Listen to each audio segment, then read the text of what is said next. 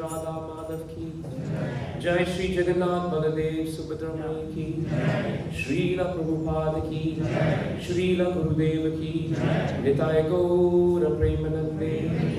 Om Namo Bhagavate Vasudevaya. Vasudevaya. Om Namo Bhagavate Vasudevaya. Om Namo Bhagavate Vasudevaya. Om Namo Bhagavate Vasudevaya.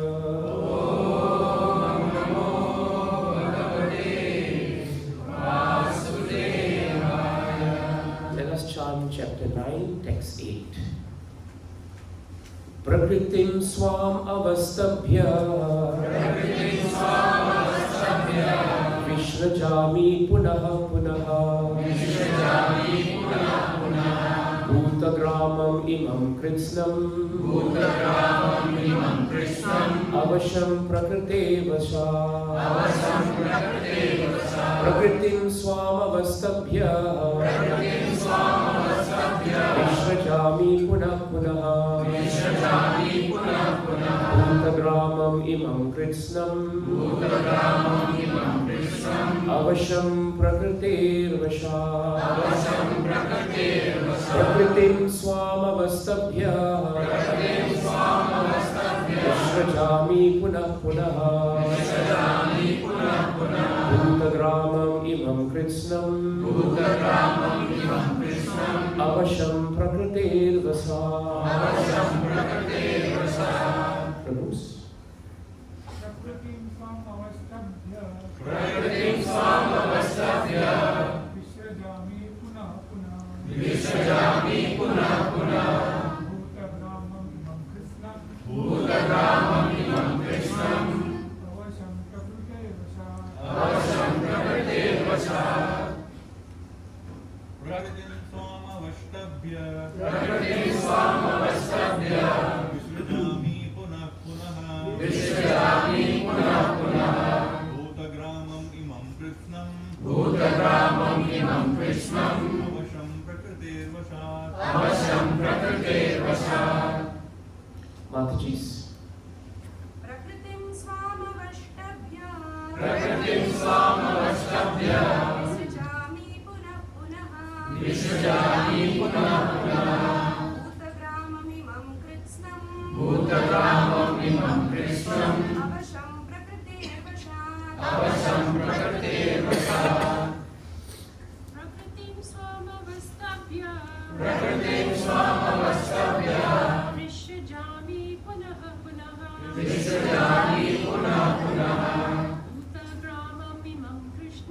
Bhutagramam imam Krishnam Avasham prakrite vasha. Prakriti, the material nature, swam, of my personal self, avastabhya, entering into, Vishrajami, I create, punah punaha, again and again, Bhutagramam, all the cosmic manifestations, Imam, these, Krishnam, in total, Avasham, automatically, Prakriti, of the force of nature, Vashad, under obligation. Translation and purport by His Divine Grace, A.C. Bhaktivedanta Swami Krishna Prabhupada ki. Please repeat the translation. The whole cosmic order is under me. Under my will, it is automatically manifested again and again. And under my will, it is annihilated at the end. Please hear the purport. This material world is the manifestation of the inferior energy of the Supreme Personality of Godhead. This has already been explained several times.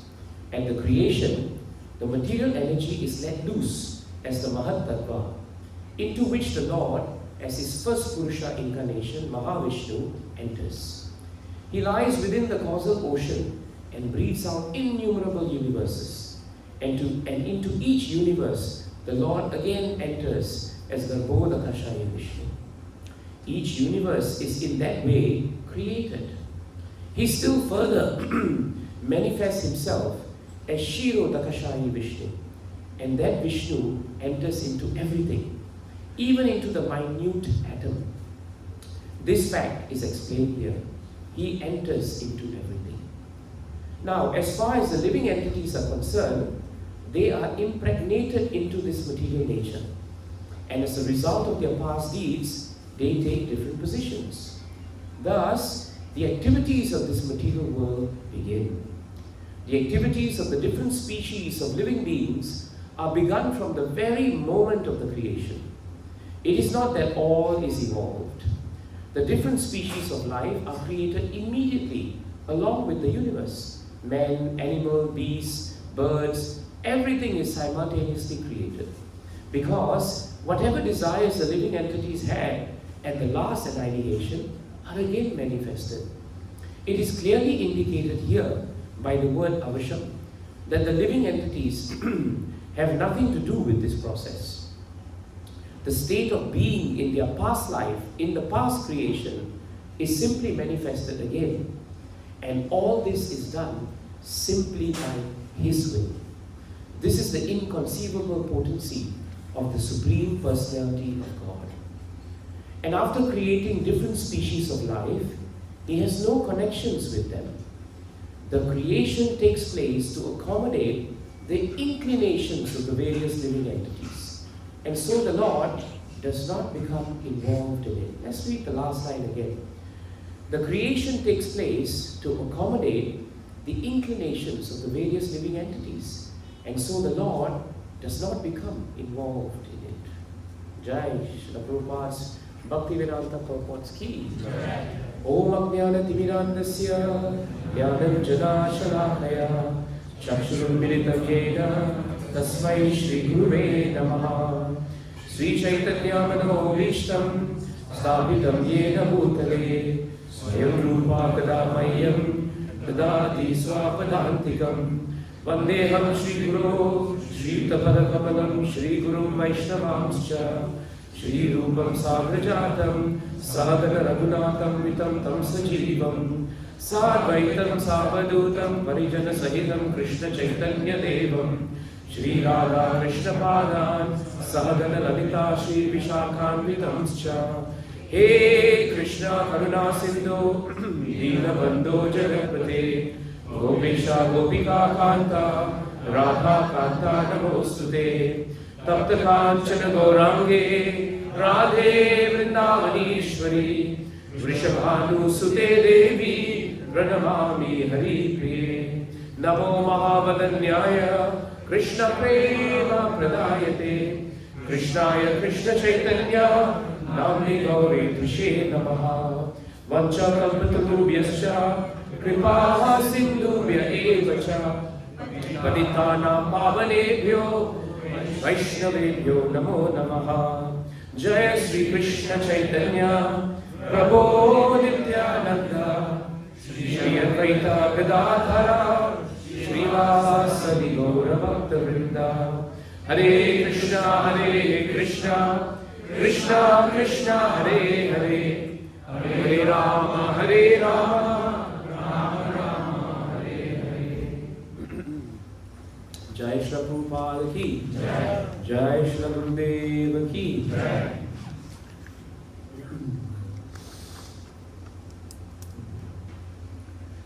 So this shloka is very powerful because Krishna declares unequivocally that the entire cosmic order as we see it is actually under me.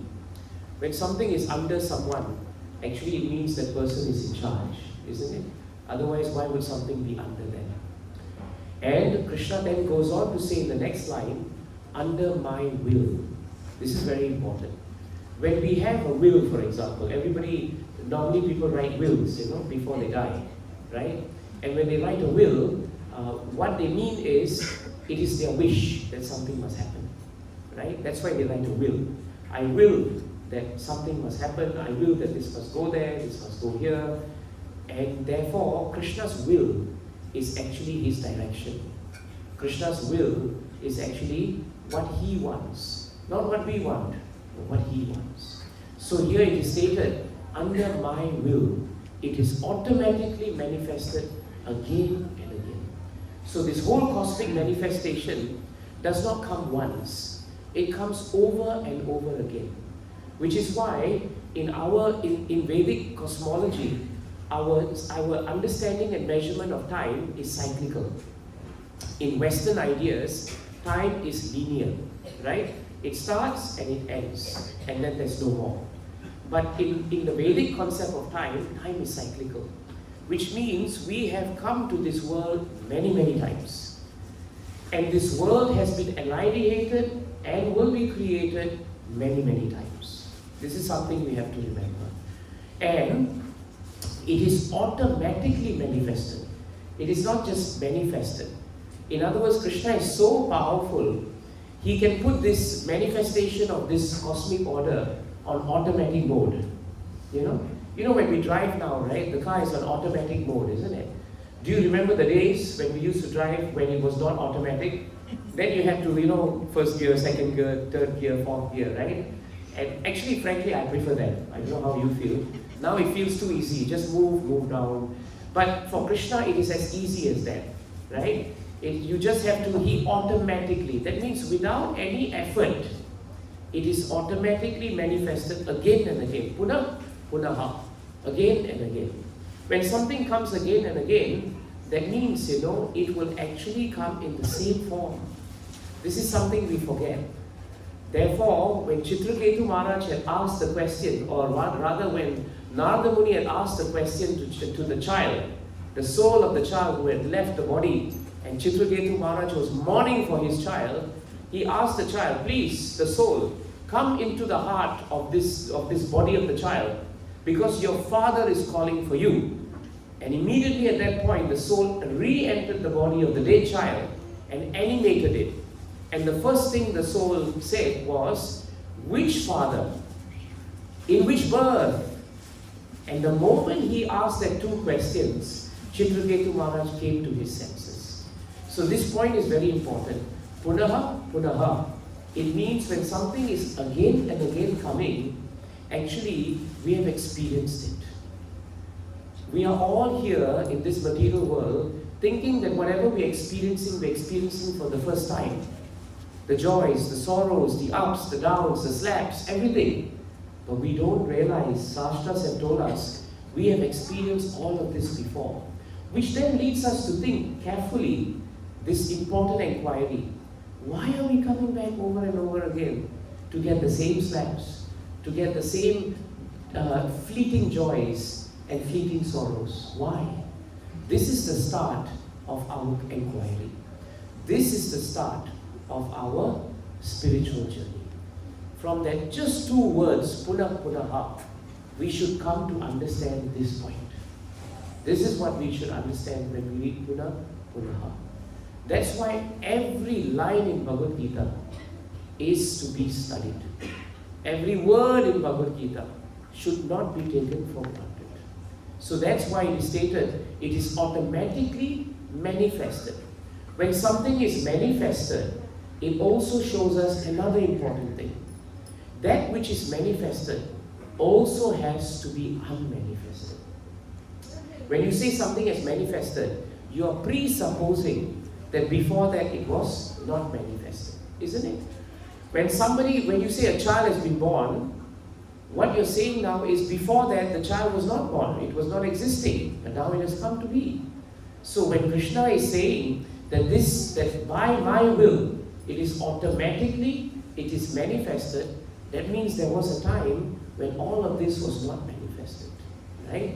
And now Krishna ends the verse by saying, and under my will, it is annihilated at the end.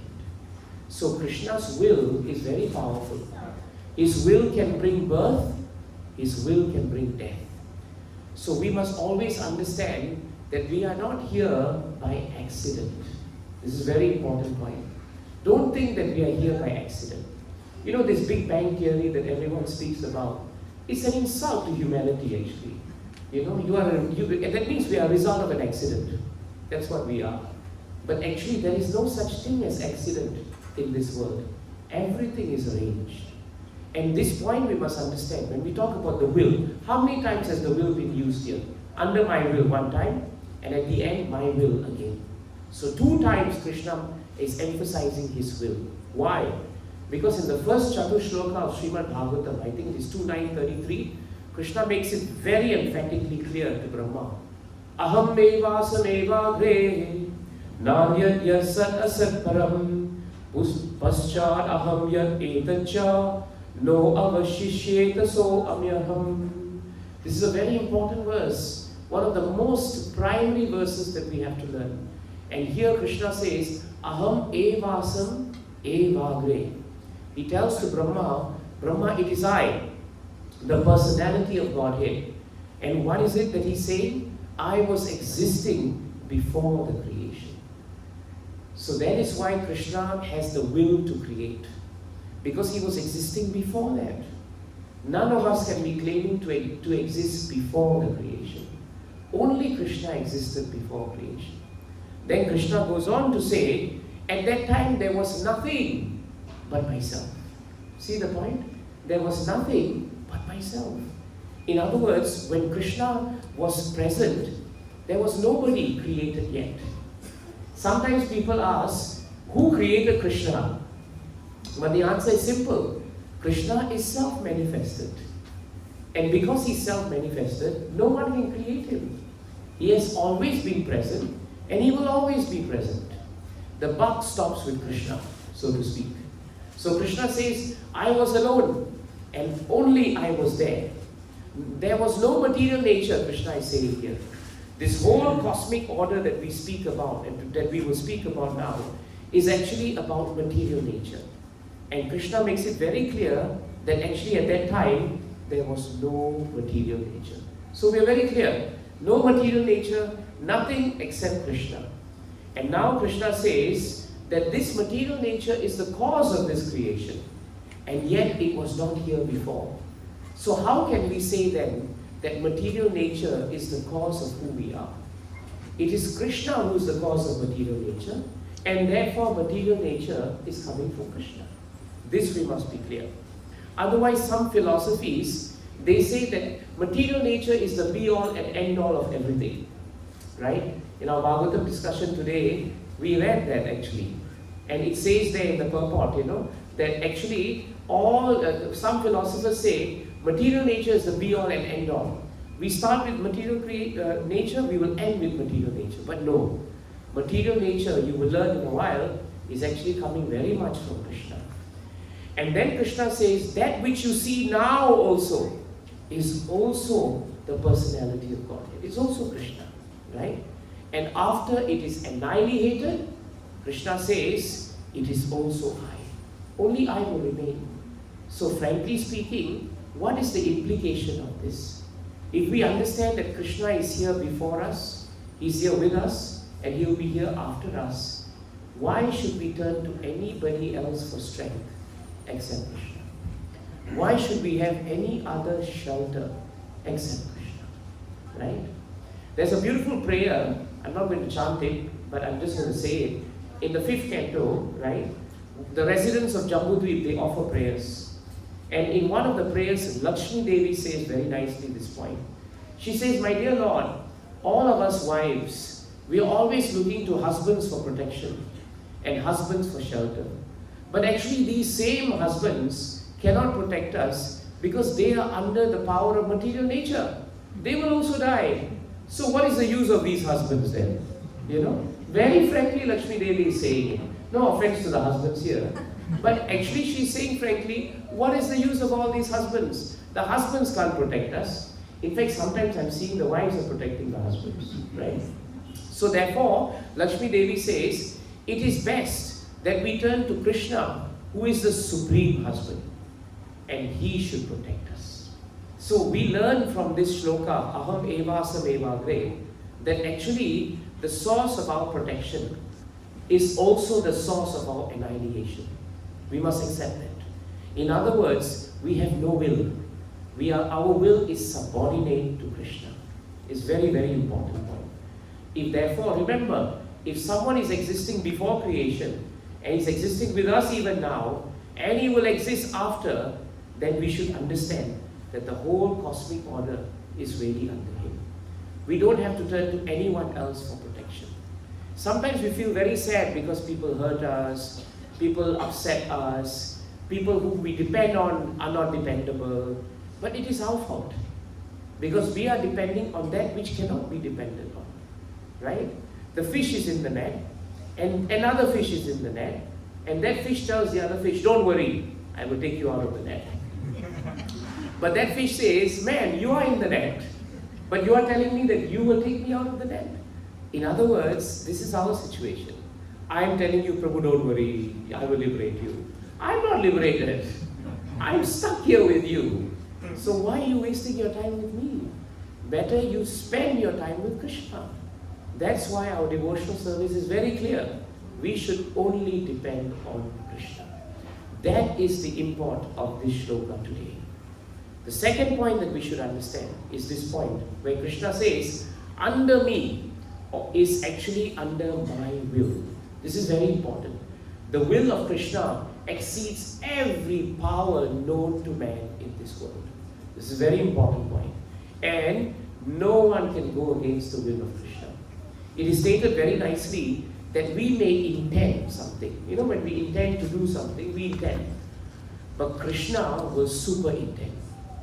In other words, we may have one intention, but Krishna is superintendent. You know, superintendent actually means, if you break it up, that means he superintends. Krishna is the superintendent. That we must accept. So we may have a plan to come to Gauranga Center. But when we reach Gauranga Center, we should not think that it is because of my intent that we are here. Your desire was important, but his will is the final important thing. If he desires that you cannot come for whatever reason, then halfway here, car may break down. Halfway here, you may decide, oh, I'm not feeling well, I have to go back. Just before you come here, you may have a fight with your wife or husband and you both go back home. It can happen. It happened one time. I invited a couple to come here, and they said they were coming. 15 minutes passed, I was waiting. Then he called me very embarrassed. He said, Prabhu, I'm fighting with my wife now. So we'll come back later. And they never came back. So this is very important. We may plan so many things, but it doesn't mean that it will happen.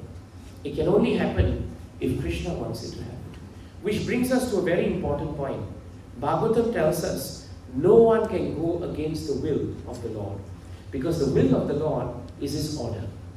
If you look at the verse 5.1.12 of Srimad Bhagavatam, Prabhupada liked the shloka. He quoted it very, very well and very often actually.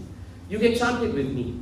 Na tasya kasche tapasa vidyayama na yoga viryena manishayama na evarta dharme parata svatova kritam vihantum tanupre vibhuya. Actually, it's so nice that we are chanting these shlokas.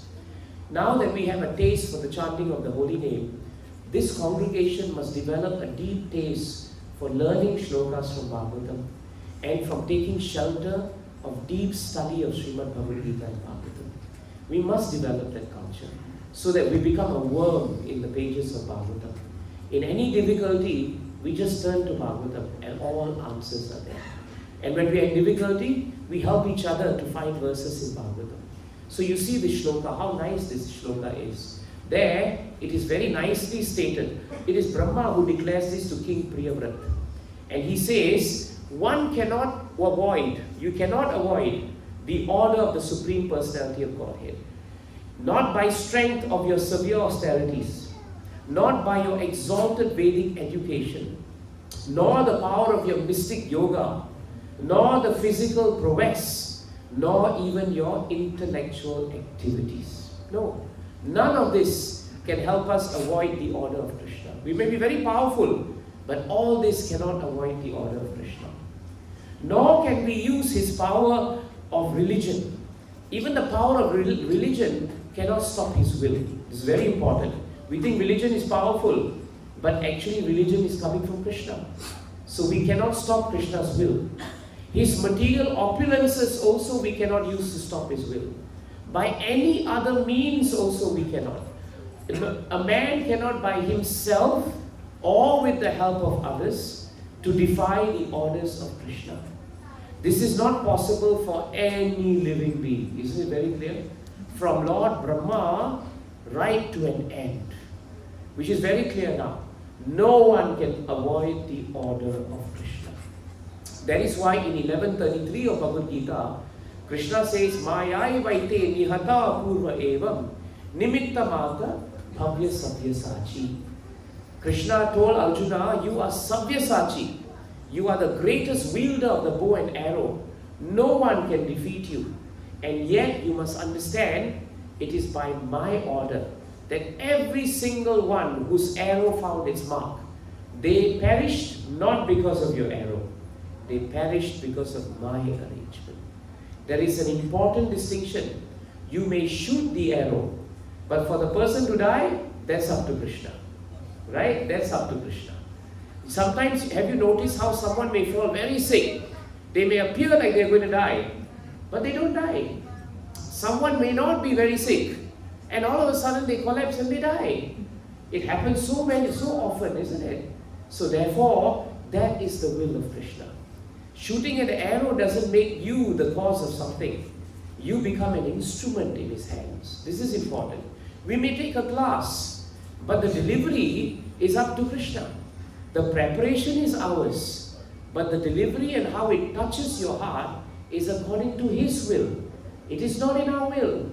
Our will is subordinate to his will. That is the import of 1133.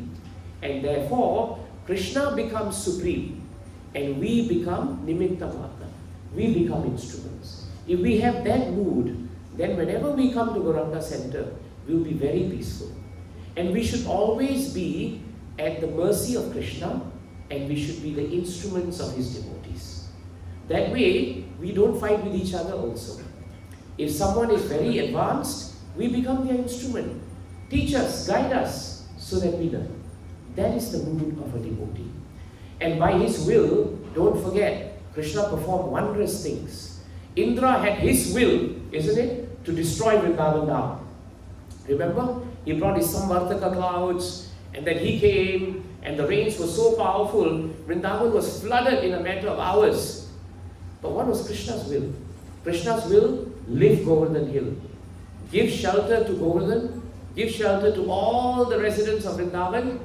And oh, by the way, Govardhan, the residents of Vrindavan had been praying to have uninterrupted time with Krishna. Indra, thank you for being my instrument. Because you have become my instrument, I could hold Govardhan Hill. Everybody could be having a nice, wonderful time with me while you were very, very frustrated and still trying to break Vrindavan down. This is Krishna's will. Gandhari had her will, isn't it? She wanted to shield her son Duryodhana and asked him to come naked before her. And who did he meet in the middle of the night as he walked naked? He met Krishna. He took one turn and he saw Krishna. And Krishna smiled at him and said, Duryodhana, what are you doing walking around with no clothes on? And Duryodhana said, oh, I'm going to see my mother. And Krishna smiled and said, why in the world are you going to see your mother with no clothes on? And he said, yeah, actually that's not very proper. Because he didn't want to tell Krishna why he was going there. So he said, let me take a gamcha and I will walk. And when he went, he forgot to take out the gamcha. Who gives us memory? Krishna. Who gives us remembrance? Krishna. And who gives us forgetfulness? Krishna. So if you have a blank out when you're sitting for your exam, at least you can come home and quote the shloka and tell your parents what to do. Remembrance is coming from Krishna, isn't it? Forgetfulness also came with Krishna. What to do, Before they get really upset, you say that. Duryodhana did that. He realized now that Krishna made him forget. He made him forget. If you remember Karna, he was remembering the mantras to summon the Shakti weapon, keeping it for his arch enemy Arjuna, right till the very end. And then what happened? At the very end, right? The rut of the wheel of the chariot would get stuck. He would come out he would try to move it, he would become desperate, and he would forget all the mantras for Shakti weapon. And who do you think did that? It was Krishna. Gato Kach, such a powerful son of Bhima, isn't it? And so great, Bhima and Hidimbi, I think, yes. And he was so powerful. And yet, despite his great power, Krishna arranged that Karna would have to shoot the weapon and kill Gatokach. But the weapon that he shot was shot so that it would not be used on Arjuna. And so at the end of the day, when all the Pandavas were crying and crying because Gatokach had died, Krishna was smiling and smiling. And Arjuna came up to him and said, how can you be so heartless? How can you smile when Gatokach is dead and is gone? And Krishna smiled to say, Gatokach has attained the highest planets because he has followed my will. He was created to be aligned with my will so that Karna would not have a chance to defeat Arjuna. Now Arjuna, the battle and victory is assured. Is assured. So there is no loss when we as devotees are ready to surrender to the will of Krishna. You see the point?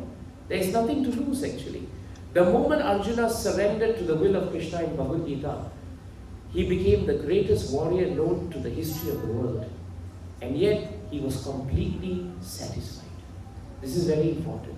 So we may have a will, but never test the will of Krishna. Never test it. Because if you test it, 5.1.12 will tell us, like we said, no one from Brahma to the end can actually do anything with Krishna.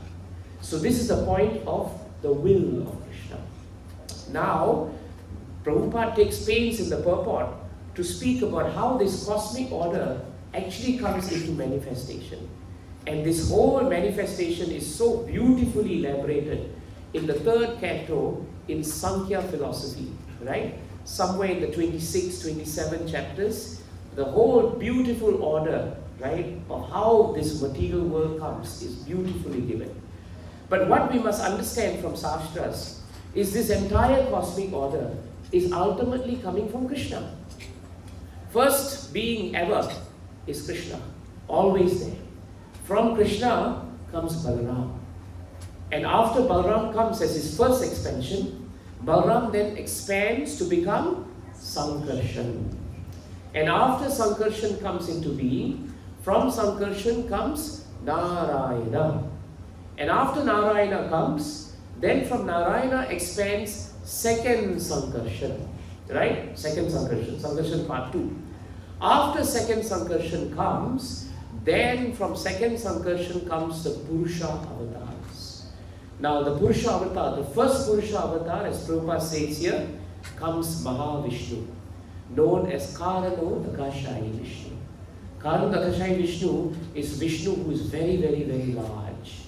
And he's lying down, and from him, all the planets are emanating.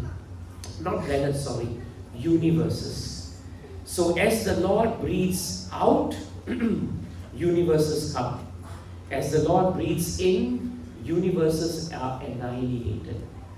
And yet it takes millions of years, billions of years for our time for these universes to be annihilated. But at his level, at Karano Dakashayi Vishnu's level, it is a moment of a breath. Think about it.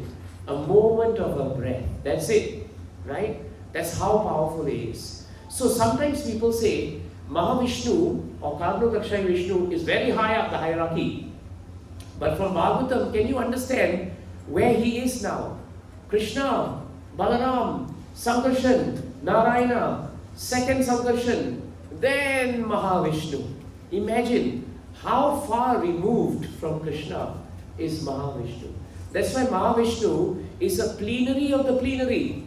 That's the amazing thing. He's so powerful in this entire world, but he's a plenary of the plenary. That's amazing.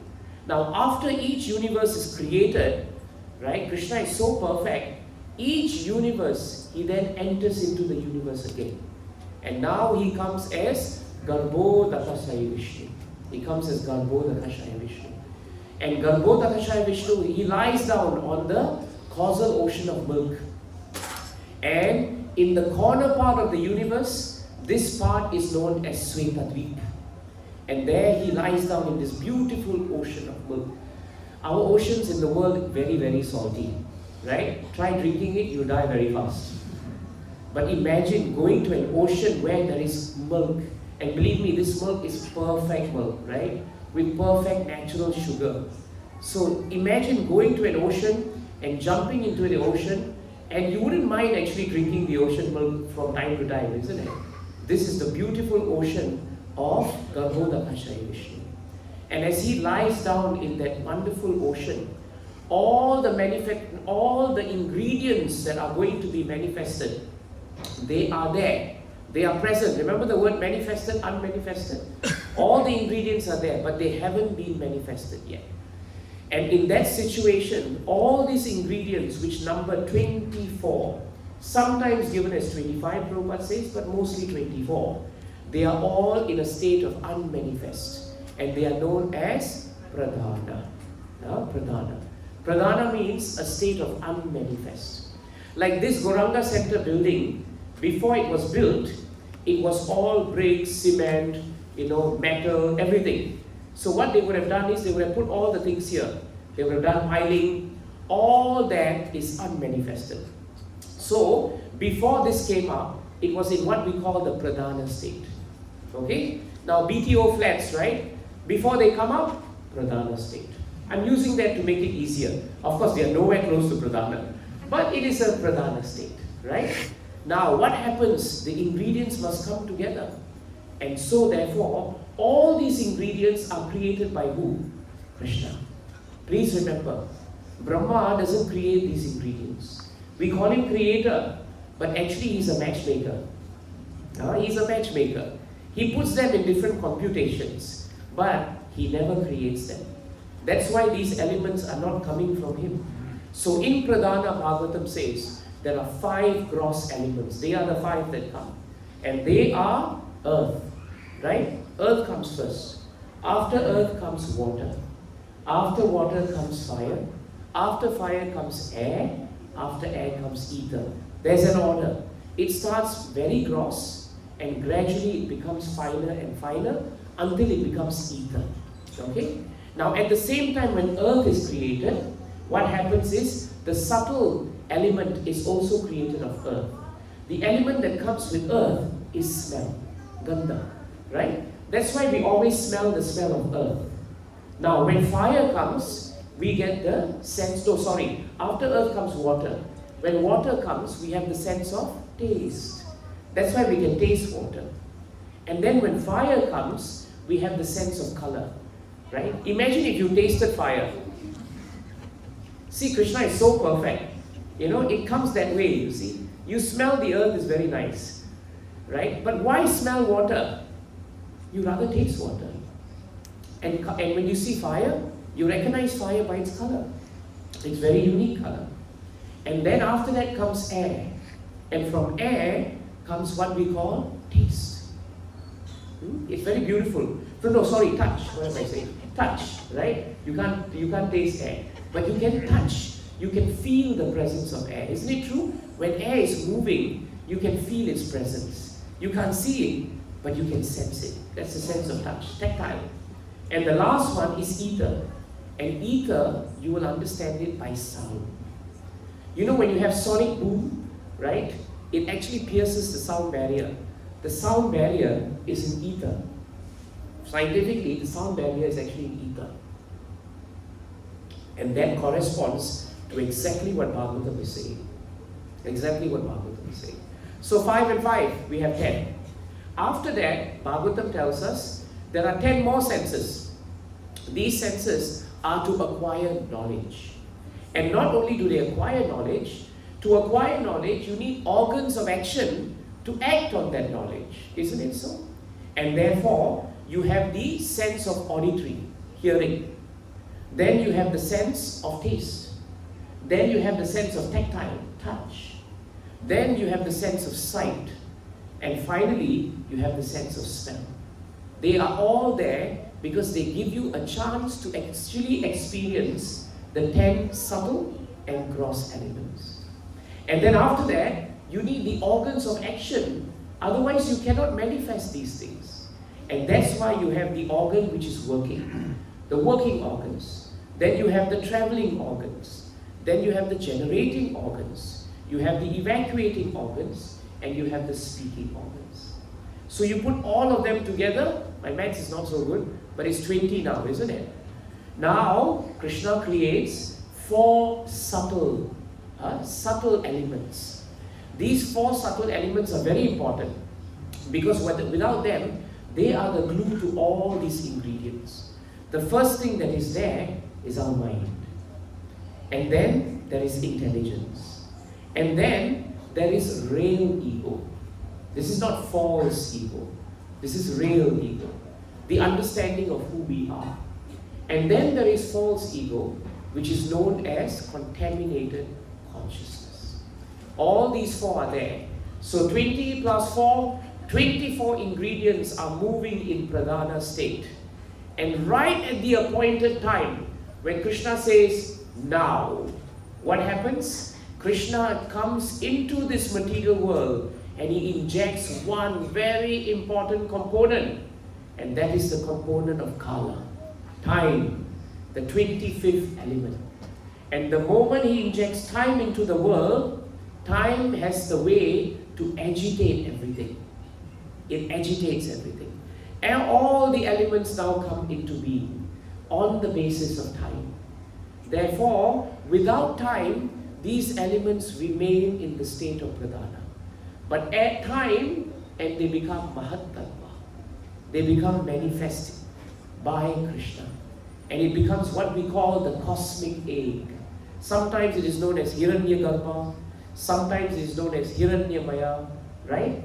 And very often from Hiranyamaya and Hiranyagarbha will come the universal form of Krishna, which is known in the 2nd canto as the Virat Rupa. You see how beautifully and how systematically this creation has been created.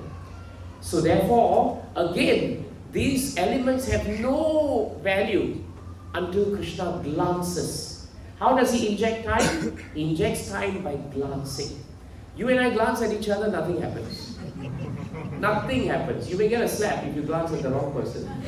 But other than that, nothing happens. But when Krishna glances, everything becomes agitated. Agitation is not wrong. Agitation in Bhagavatam, for purposes of creation, translates into activity. Activity. And then, after that happens, Garbhodakashai Vishnu is lying down. And from his navel sprouts a lotus flower. And from that beautiful lotus flower comes the first being created, and that is Brahma. Right? Brahma comes. And when he's born, he wants to know where he's coming from. And he dives deep in. And he searches and searches and searches. And despite all his searching, is he successful? No, he's not.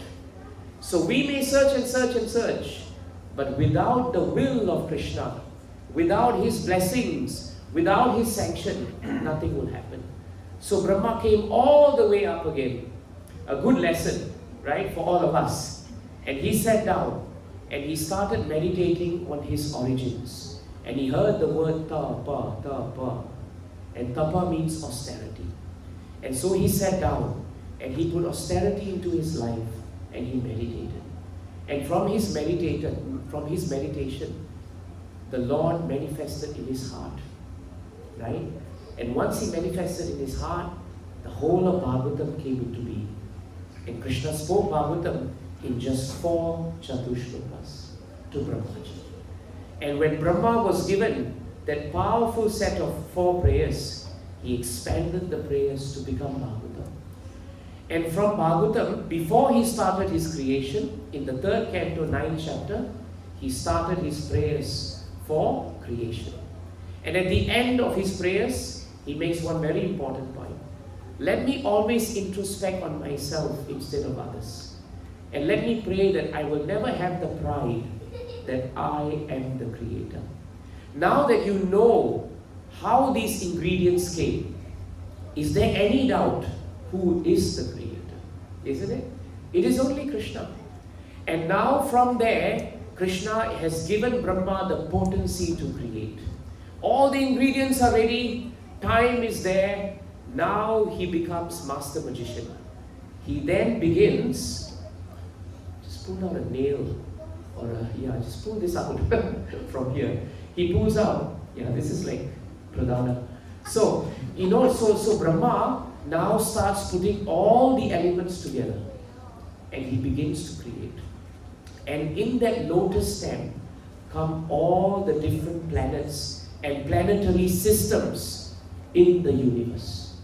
And you have all the lower planets, isn't it? You have Atala, Patala, Talatala, all of these.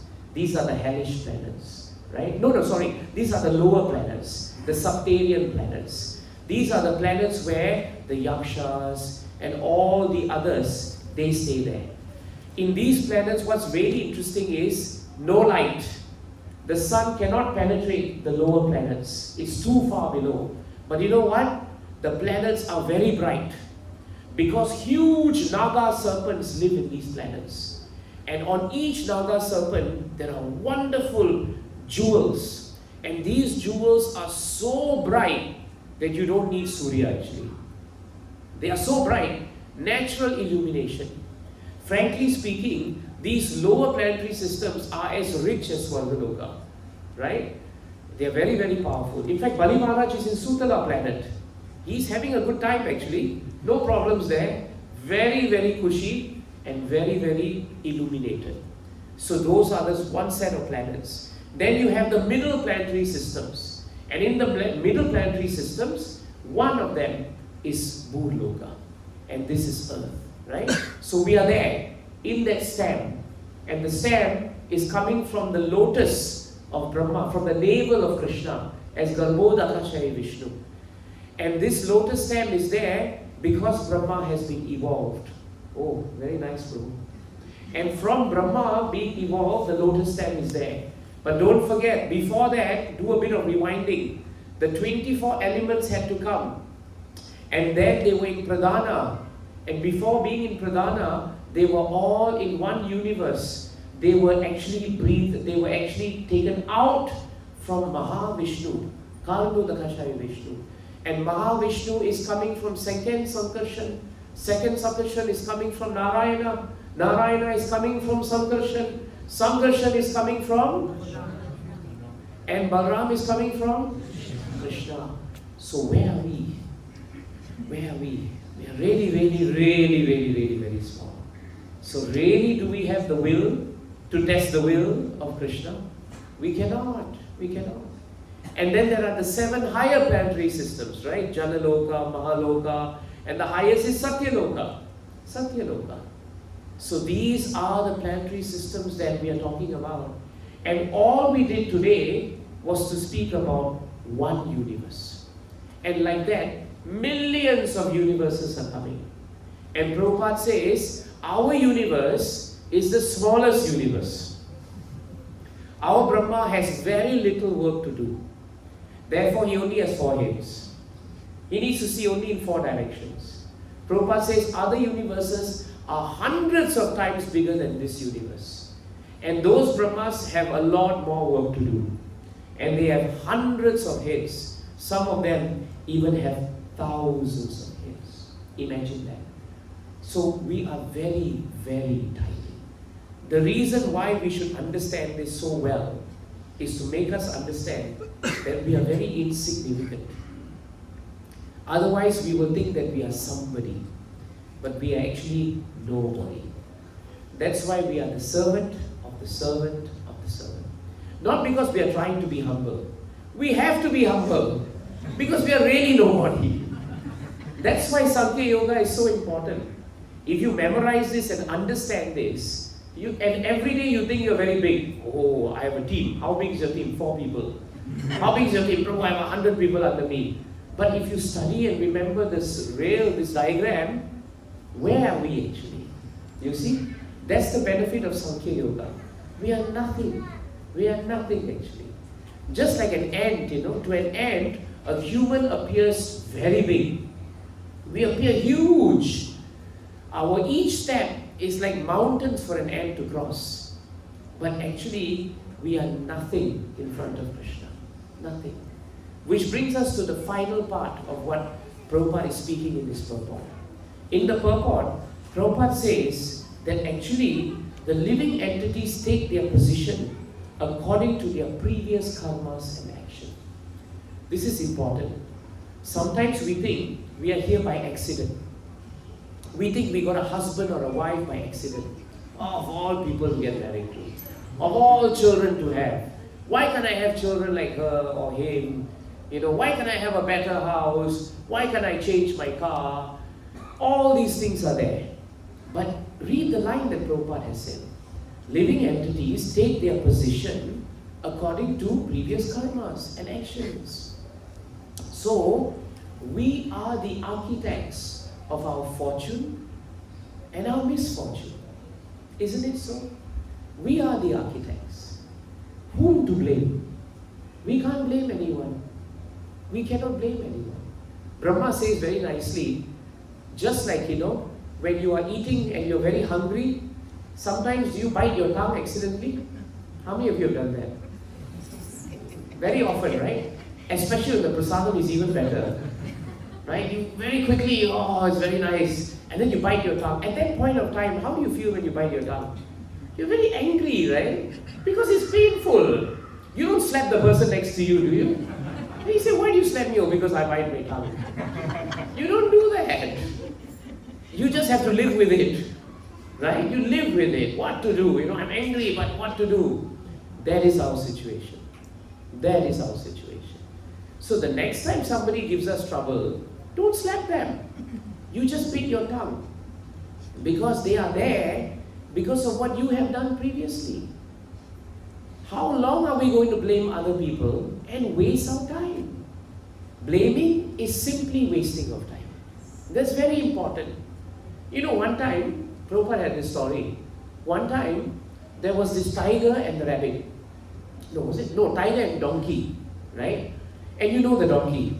Donkey is a celebrated fool in the animal kingdom, right? That's why we always say, if someone compares you to a donkey, is it a compliment? No, right? It's not a compliment. So what happened was, the donkey was arguing with the tiger. No, it was a fox. Donkey was arguing with the fox. And they were arguing and arguing. Why? Because the donkey insisted that the grass it was eating was blue. That's why it's a donkey. And the fox took pains to say to the donkey, it's not blue, it's green. It's green. And they went on and on and on and on, until finally the fox said, let's go to the king, lion, and ask him to decide whether grass is green or is blue. Okay, donkey went, and with the lion and with the fox.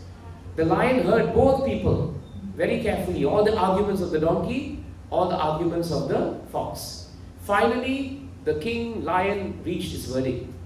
It said, my verdict is very simple. The fox is to be punished, right, with 10 strokes of cane. Donkey, you can go. So the donkey thought, very good, it's blue, and he walked away. The fox turned to the king and said, why did you do that? You know it is green, I know it is green, this donkey thinks it is blue, and I get the beating. How is that possible? And the lion said, I'm not beating you because the grass is green or blue. I'm beating you because you wasted your time with a donkey. And because you wasted so much time arguing over whether it's blue or green, that is why you deserve all the beatings. And that's the point that Krishna is telling us and Prabhupada is telling us. That the actions that are coming to us now are coming from previous lives. And punaha punaha, they are coming even when we are annihilated partially. We come back exactly where we stopped. Exactly where we stopped. Don't mistake that Krishna will forget something, will slip by. Nothing. Krishna doesn't forget anything. Anything. So wherever we were in the past, we will come back now. So you may ask, how come then whatever I'm receiving, if I loved it before, why now I'm not happy with it? That's because between now and then, you have cultivated 1,000,000 desires. And we are working backwards from 1 to the 1,000,000. Maybe 2 lives ago you liked a Maserati car. Now you change your mind to get a Ferrari. And suddenly you decide, why am I getting a Maserati? I don't like it. Maybe you decided that you wanted a wife in a certain way. And after a few years, your requirements for a wife changed. But every desire you had, you'll have a wife for that. So you have 10 wives, and then you're thinking, why am I thinking this way? You see the point. So therefore, we don't realize that every desire you raise in your heart, which has nothing to do with Krishna, a material body is being prepared right now as we speak to experience that desire. It is. It is. And that is why Shastras tell us that the human being, right, has desires, right? The number of desires is as many or more than the number of fine hairs on a cow. Actually, the cow has many fine hairs, microscopically, millions of fine hairs. But Shastras say our desires are more than the fine hairs. The only way to stop this punaha punaha is to actually regulate our desires. How do you regulate your desires? By taking up devotional service. This is the way to do it. If we don't do that, then what will happen is that we will blame the world, blame everyone, and not be self-satisfied. We will never be self-satisfied. And we will waste our time like the fox did with the donkey. And the donkey will go free, and we will get punished by Krishna for wasting time. This is a very important point. Very important point. And just like a donkey that carries sandalwood doesn't realize the value and the aroma of the sandalwood, we have Krishna, we are carrying Krishna, but we don't realize the aroma of Krishna consciousness. Isn't it true? We don't realize it. And that is why this cycle has to stop. Has to stop. So remember, in conclusion, this world is perfectly designed. It's perfectly designed. Nothing wrong with the world. People say the world has famine and drought. But Prabhupada has made it clear there is more than enough for everyone. We have made a mess out of things. But don't blame the world. Someone came to Srila Prabhupada, right? There was an interview. And this interview was famous for asking very difficult questions and putting down Srila Prabhupada. And so he asked Prabhupada, Prabhupada, you come from India. I heard in India, the death rate is very high. There's so much poverty and people are dying like anything on the streets. And Prabhupada said, death rate in your country and my country is always the same. It's 100%. Think about it. The rate of death is always the same. It's 100%. The reporter got very astounded. Never heard someone saying that. Then he thought, all right. Then he tried another thing. He said, I heard that your Vedic ideas and Bhagavatam and all, and your scriptures, they actually say, right, that the earth, is actually flat. And it's not spherical. Prabhupada was not caught in that. Prabhupada said, well, wherever I walk, it is flat. That's all I know. I don't know whether it's round or not, but where I'm walking is always flat. You can't walk like that, isn't it? So now the lady, the co-interviewer who was with him, she then asked, Swamiji, why do you shave your head? And Prabhupada said, why do you shave your legs? Because her legs was there, it was being shaven. And Prabhupada said, better to have a cool head, right? Better to have a cool head than a hot leg. It is better, because a cool head is more important. And then finally this gentleman decided, let me ask you something. If you say that your cosmic design is so perfect, and everything is perfectly designed, then how do you plan? Do you really say that this Krishna conscious philosophy that you speak about will bring everybody back to Krishna? Then who's going to be left in this creation? And Srila Prabhupada said, don't worry. There will always be a place in this world for fools like you. You will stay behind. Granthara Srimad Bhagavatam ki, Srila Prabhupada ki, Srila Gurudev ki, Krishnas Will. Are there any questions, comments? Yes, Mataji. Can we have the mic?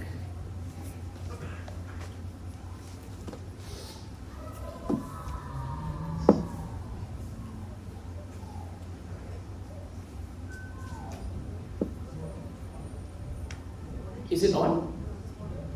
The number, is it, Prabhu? Oh, the bottom. Yeah. Which harmonium is working? Is this one working? It's okay. Yes, Mataji, sorry. Thank you for the wonderful class. So my question was, initially you were mentioning that we need to remember that everything happens in accordance to Krishna's will. And towards the end you were mentioning that we are the architects of where we land. So we are responsible for what we are facing today, what we're going through and which position we are in. Yes. So in between all this, there's a tendency to get complacent in our materialistic endeavors, and we don't exercise our grip completely in those aspects. Because any failure comes in, any hurdle comes in, there's a chance to think, oh, this is Krishna's will, I just have to surrender, or think that this is my Yes. dharma. Good point. What happens when we are in a situation where we face a hurdle, for example, in life? How do we apply these concepts? The most important way to apply it is the hurdle that is coming for a devotee is an opportunity to remember Krishna. So for a devotee, a hurdle may be difficult, it may be challenging, but the devotee has faith in Krishna. And therefore the devotee sees the hurdle as an opportunity. That's why Vritasur saw this big hurdle before him, Indra. And he did not see Indra as the hurdle. He saw Indra, right, as an instrument. And he saw Krishna as a source of opportunity. So when devotees, when we meet other people also, we can also tell them if they're not devotees, don't see these hurdles as an obstacle which is insurmountable and that we should just give up.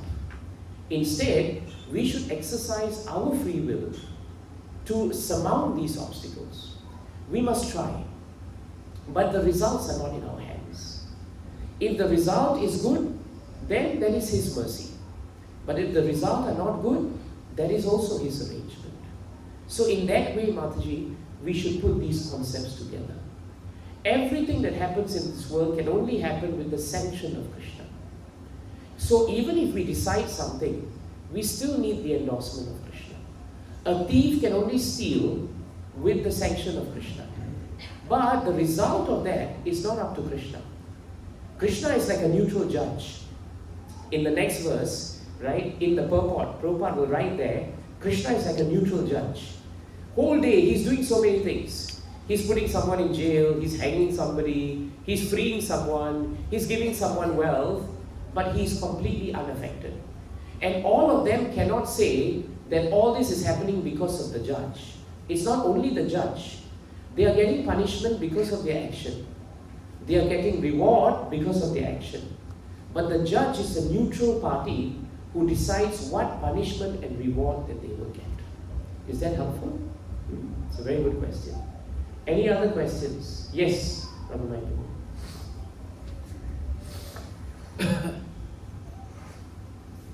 Hare Krishna, Prabhu. Hare Krishna. Thank you very much for an amazing class, Prabhu. Thank you, Prabhu. 2 points. One is a takeaway in terms of when you are speaking about this whole creation and how insignificant we are.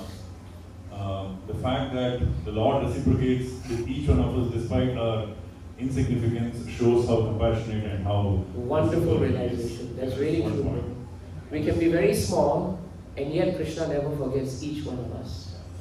That was one. And the second thing is a question. Prabhu, quite often we find that, again, in the context of what you spoke about Krishna's will and how he is a superintendent, okay, and our will is always subordinated to Krishna's will. Very often in the course of our devotional service, say for example, in the course of our preaching activities, right, we are trying to reach out to certain people with the intention of spreading Krishna consciousness, but then the outcome is not up to our expectation. Yes. Right? Now, so the will is oriented in the path of Krishna consciousness. Yes. But then again, Krishna does not sanction it at times Yes. because the outcome is not up to our expectation. Yes. So how do we interpret that? Is it an outcome of? Do we interpret it as a failure on our part by way of our sadhana not being perfect, or we not being purified enough, Yes. or that the particular individual who we are trying to reach out to has not accumulated enough Sukriti to get that? Very good question. That's a difficult one, isn't it? How do we know which is which? Actually, we wouldn't know, Prabhu. It is very difficult to know, actually. If you think of it practically, we won't know. But a devotee introspects. So if someone he's preaching to cannot become a devotee or takes time, the devotee doesn't blame that person. The devotee looks at himself and says, maybe my quality of devotional service should improve, and maybe I should do better. But the devotee doesn't do that, Prabhu, in such a way that he becomes or she becomes discouraged. There's a line also we should draw. Sometimes we are so humble that we beat ourselves to the ground. That humility is not useful. We should always have confidence that Krishna will empower us to do it. So there must be a balance. We must think, maybe somebody is not coming to Krishna consciousness because my preaching is not effective. Let me learn to improve my preaching. Maybe I learn some techniques, I study more, I read more. Let me work there. So we are constructive. But even after doing that, and still they cannot come, then we should understand that we are instruments of Krishna. We have planted seeds into the hearts of these living entities. But when they come to Krishna, it's really up to Krishna. Gradually all the anarthas are going from them, but they may need more time. Just like we also needed some time to come to Krishna. But some patient devotee never gave up on us, continued, and one day they came. Sometimes we have seen devotees whom we preach to have become much more advanced than us also. They are just charging ahead and we are still struggling with whatever we are doing. So this, I think, is a good balance, taking both principles of surrender, confidence, and understanding that everyone is Krishna conscious essentially, but it's only a matter of time when it is manifest. Another way of putting it is they are in Pradana state. And later let bhakti manifest. It will come. Is that helpful? So to all the preachers, never be discouraged. Never, Whatever we are doing is always pleasing to Krishna. If you can speak just one line about Krishna to the person next to you, already he is so pleased. And you are putting buckets of blood and sweat, how much more he will be pleased? Definitely. So please be encouraged. Someone else had something?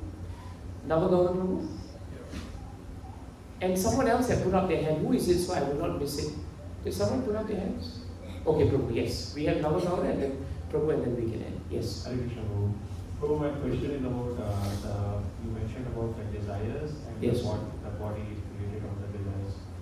So there's a common saying, right, that we can achieve a goal only when we plan for it, when we work towards it. We can achieve a goal when we plan for it, yes. So, and that also, it begins with the desire to achieve that goal. Yes. So, but this is a bit kind of a situation where we see that, it can create another material body or a desire.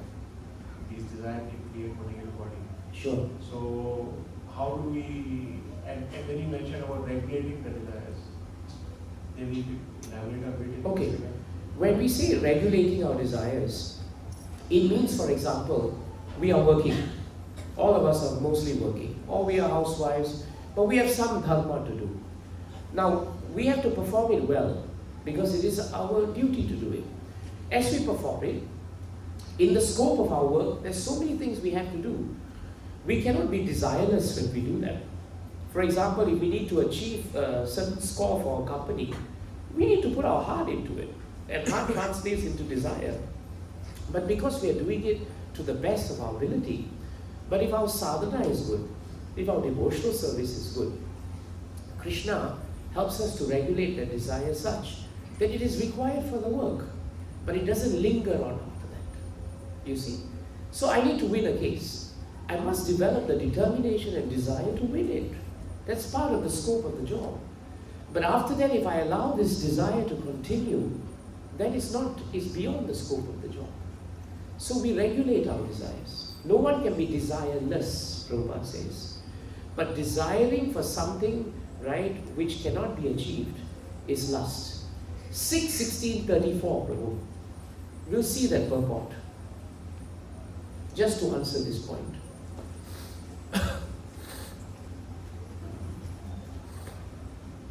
6:16:34. Just go down, Prabhu. It's a long purport. I think it's the second paragraph. Just skip slowly. Happiness, distress, go down a bit. Therefore, okay, interrupted, yes. Hampered, okay. Offer service, can conquer. Okay, next paragraph, yes. Slowly. Okay, enemies aspire. Devotees know or be eternally servants, never to be one with it. Go down a little bit. Samamati, okay, they have no, there we are. They have no lusty desires for oneness, okay. Their desire is to be freed from all material hankering. Prabhu, that's our desire. That's how we regulate our desire. The desire to be free from material hankering is a bona fide desire. So every time we have to desire for something, throw in this desire. Go on. Therefore, they are called nishkama, desireless. See what Prabhupada says, amazing statement. A living entity cannot exist without desires. But desires that can never be fulfilled are called karma, lusty desires. That's it. Think about it. How many times we have developed desires in our heart, tried to fulfill them, standing upside down on our heads, but we cannot fulfill them. We are not happy, even if they come. That is karma.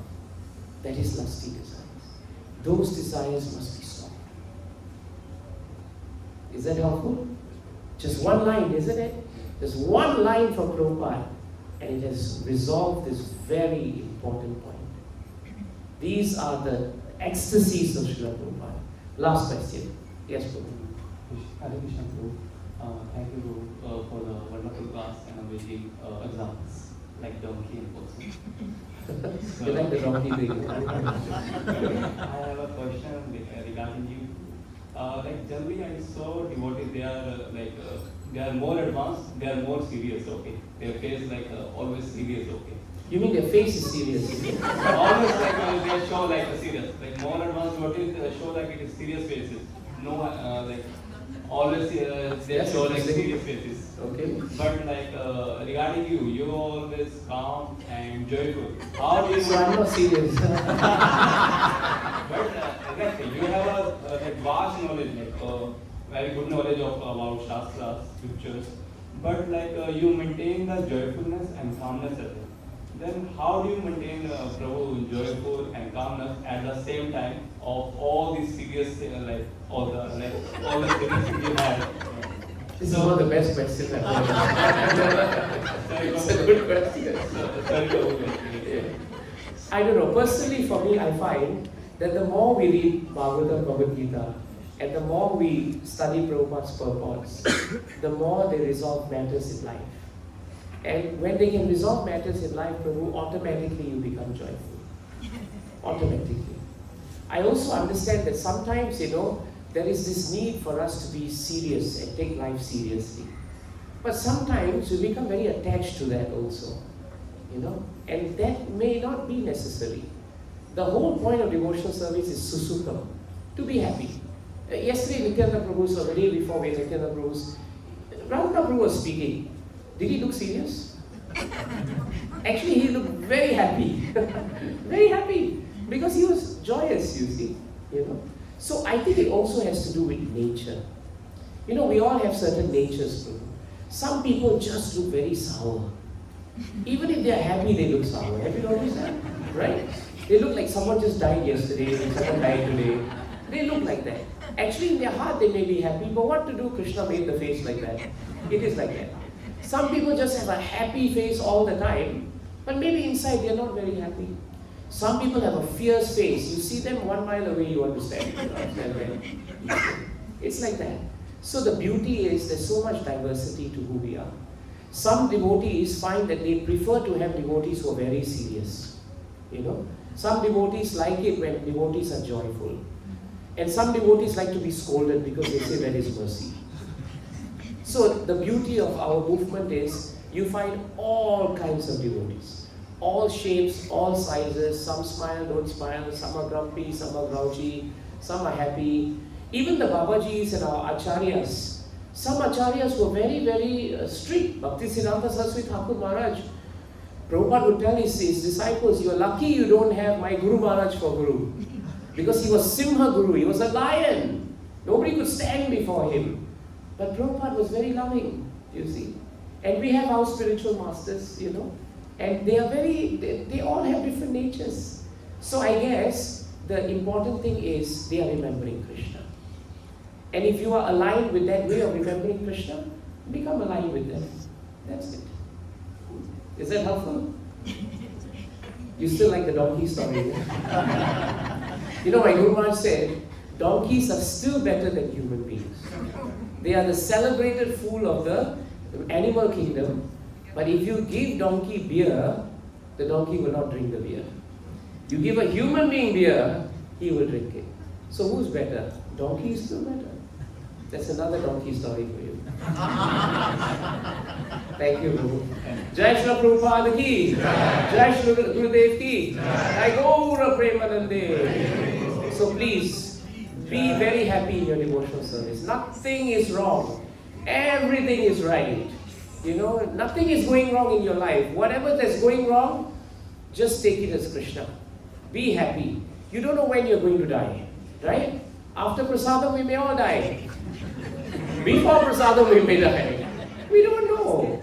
So, it's how you want to see life. That's all. Hare Krishna. We can have Gaurarti. I think before we rise for Gaurarti, I think it's in right order